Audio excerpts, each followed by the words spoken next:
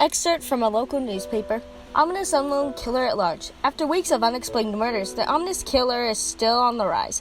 After little evidence has been found, a young boy states that he survived one of the killer's attacks and bravely tells his story.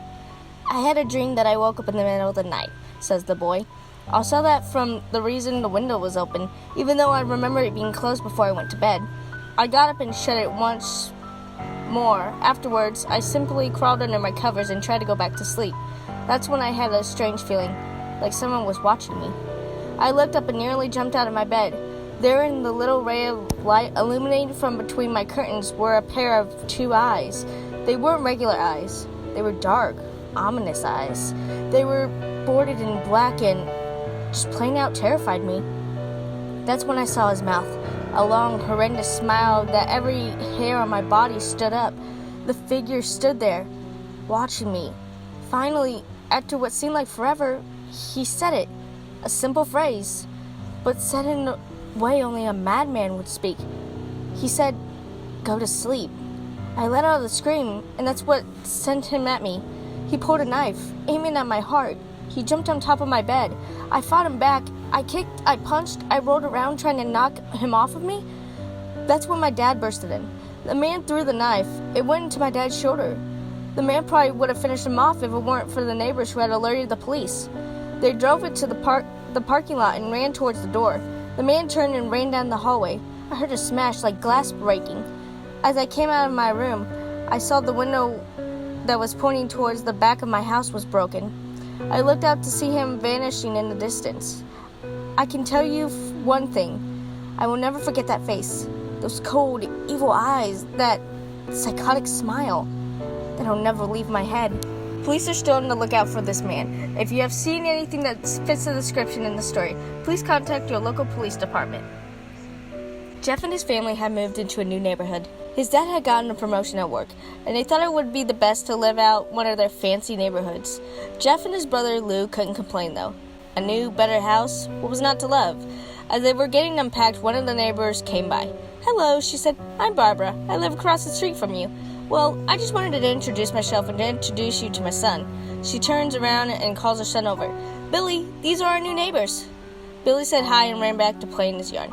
"Well," said Jeff's mom, "I'm Margaret, and this is my husband, Peter, and my two sons, Jeff and Lou."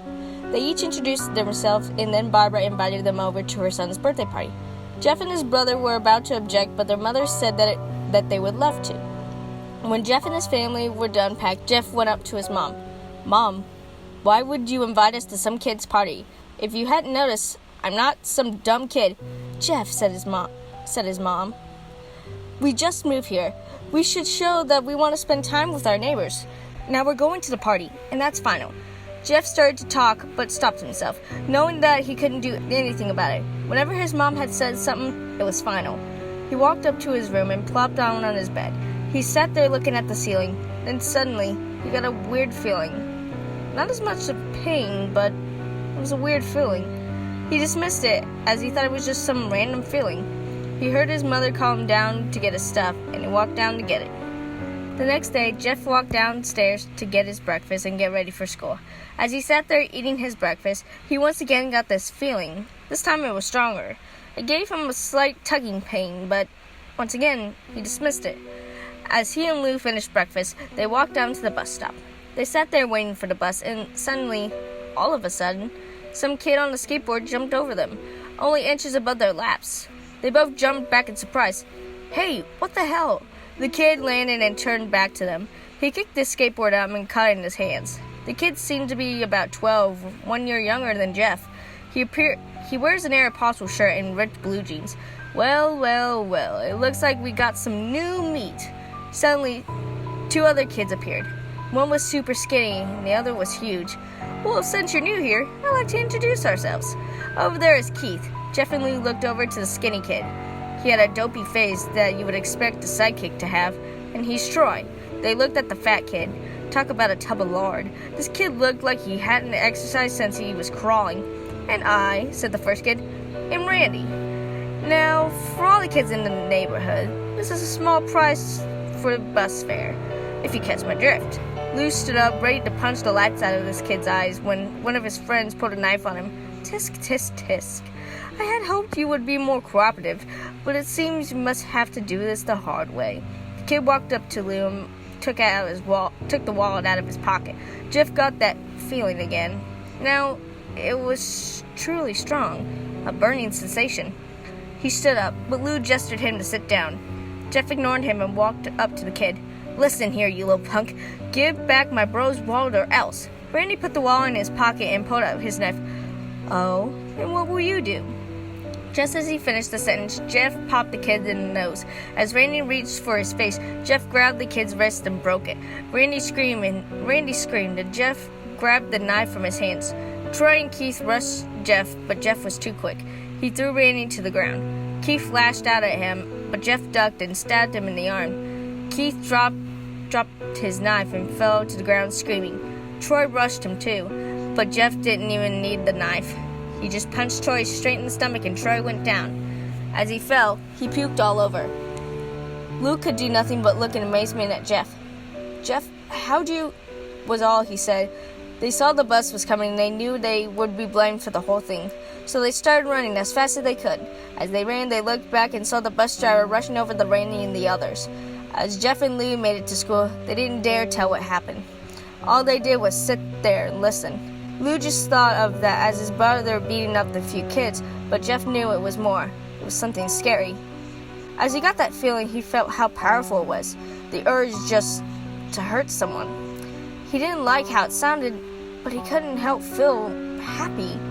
He felt that strange feeling go away and stay away for the entire day of school. Even as he walked home due to that whole thing near the bus stop and how he probably wouldn't be taking the bus anymore, he felt happy. When he got home, his parents asked how their day was, and he said, in somewhat ominous voice, "It was a wonderful day." The next morning, he heard a knock at the door. He walked down to find 2 police officers at his door, his mother looking at them with an angry look. "Jeff, these officers tell me that you attacked 3 kids, that it wasn't a regular fight, and that they were stabbed. Stabbed, son." Jeff's gaze fell onto the floor, showing his mother that it was true. "Mom, they were the ones who pulled the knife on me and Lou. We found 3 kids, 2 stabbed, one having a bruise on his stomach, and we have witnesses proving that you fled the scene." Now, what did that tell us? Jeff knew it was no use.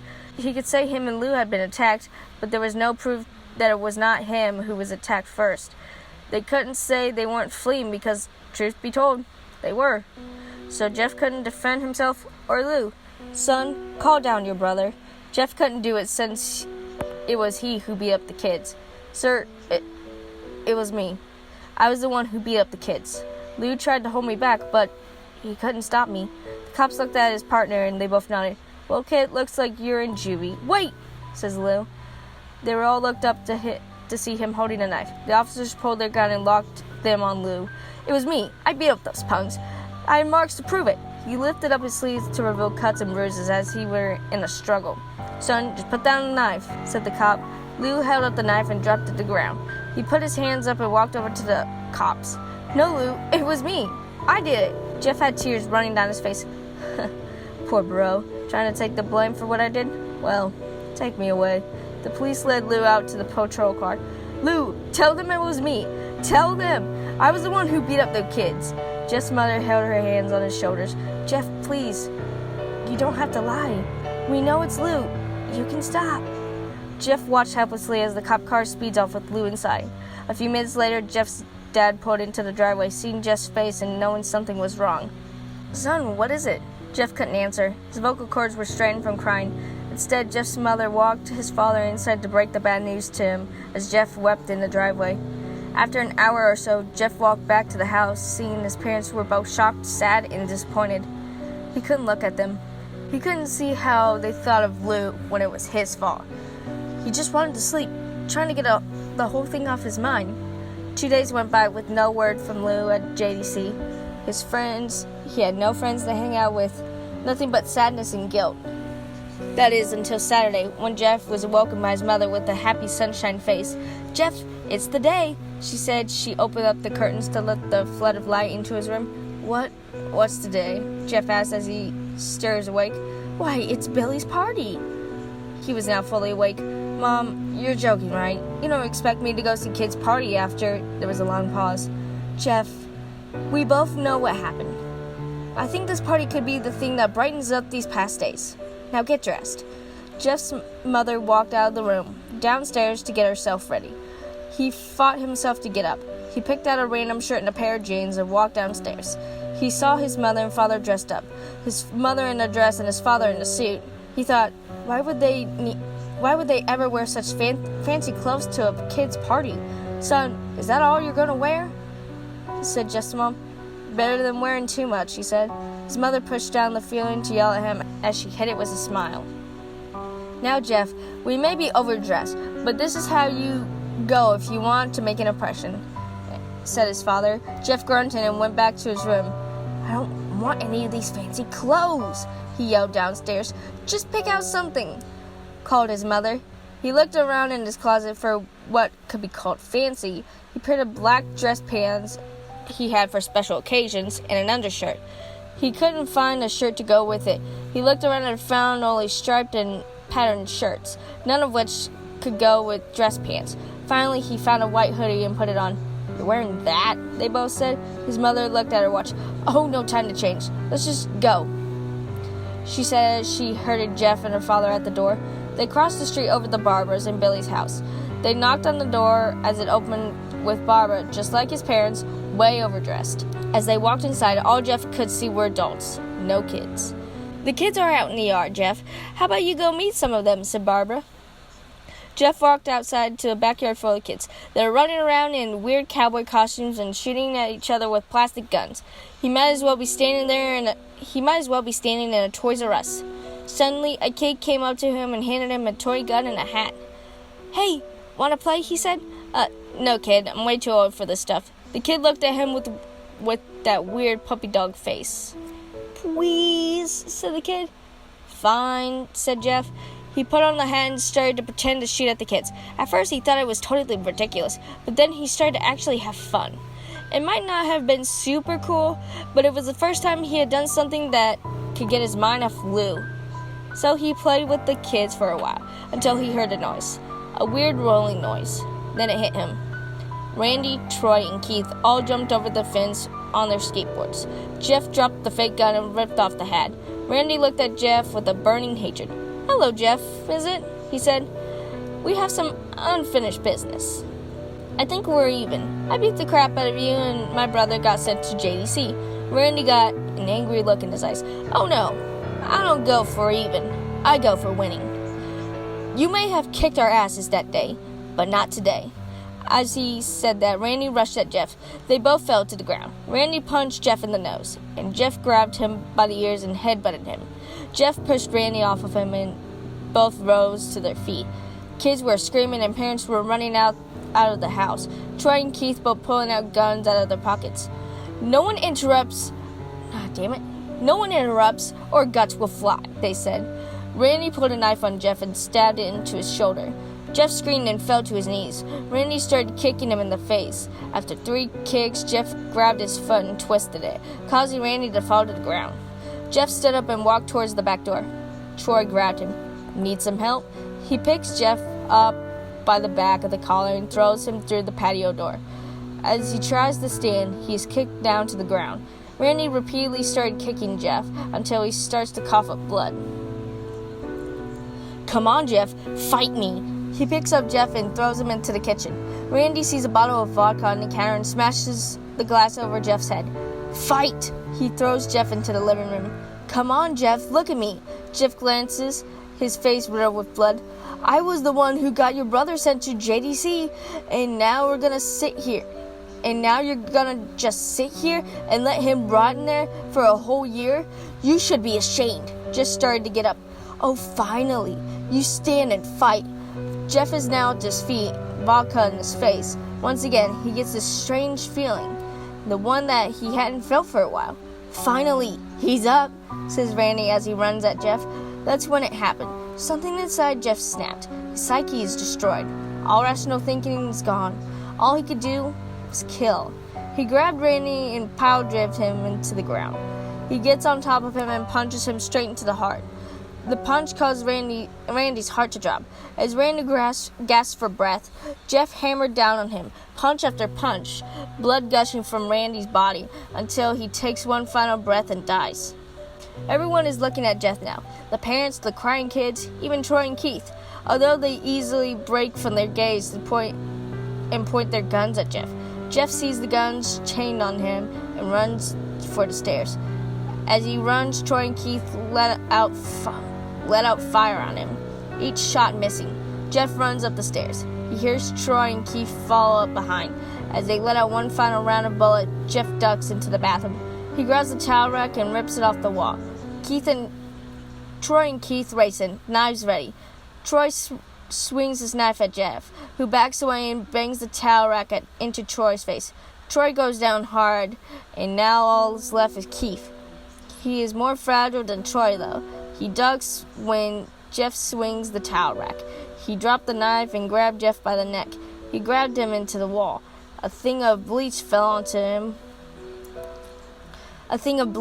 down on top of him from the top shelf. It burned both of them, and they started to scream. Jeff wiping his eyes as best as he could. He pulled back the towel rack and swung it straight into Keith's head as he lay there bleeding to death. He let out an ominous smile. "What's so funny?" he asked. Keith pulled out a lighter and switched it on. "What's funny," he said, "is that you're covered in bleach and alcohol." Jeff's eyes widened as Keith threw down the lighter at him. As soon as the flame made contact with him, the flame ignited the alcohol in the vodka. While the alcohol burned him, the bleach burned his skin, letting out a terrible screech as he caught fire. He tried to roll out the fire, but it was no use. The alcohol had made him a walking inferno. He ran down the hall and fell down the stairs. Everyone started to scream and they saw Jeff, now a man on fire, drop to the ground nearly dead. The last thing Jeff saw was his mother and the other parents trying to extinguish the flame. That's when he passed out. When Jeff woke, he had a cast wrapped around his face. He couldn't see anything, but he felt a cast on his shoulder and stitches all over his body. He tried to stand up, but he realized that when he was in some tube on his arm, when he tried to get out, he fell out. The nurse rushed in. "I don't think you could get out of bed just yet," she said as she put him back in the bed and reinserted the tube. Jeff sat there, with no vision, no idea what his surroundings were. Finally, after hours, he heard his mother. "Honey, are you okay?" she asked. Jeff couldn't answer, though. His face was covered, and he was unable to speak. "Oh, honey, I have great news. After all the witnesses told the police that Randy confessed to trying to attack you, they decided to let Lou go." That made Jeff almost bolt up, stopping halfway, remembering the tube coming out of his arm. "He'll be out by tomorrow, and then you two will be able to be together again." Jeff's mother hugged Jeff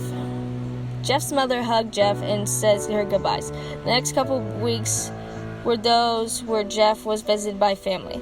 Then came the day where his bandages were to be removed. His family members were all there to see what he would look like. As the doctors wrapped the bandages from Jeff's face, everyone was on the edge of their seat. They waited until the last bandage holding the covers of his face was almost removed.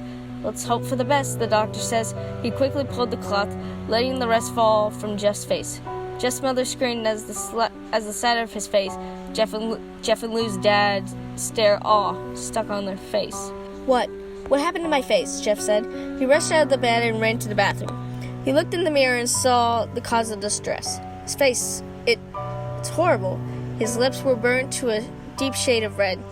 His face was turned into a pure white color. His hair singed from brown to black. He slowly put his hand to his face. It had a sort of leathery feel to it now. It looked back at his family and then back at the mirror. "Jeff," said Lou, "it's not that bad." "Not that bad," Jeff said. "It's perfect." His family was equally surprised.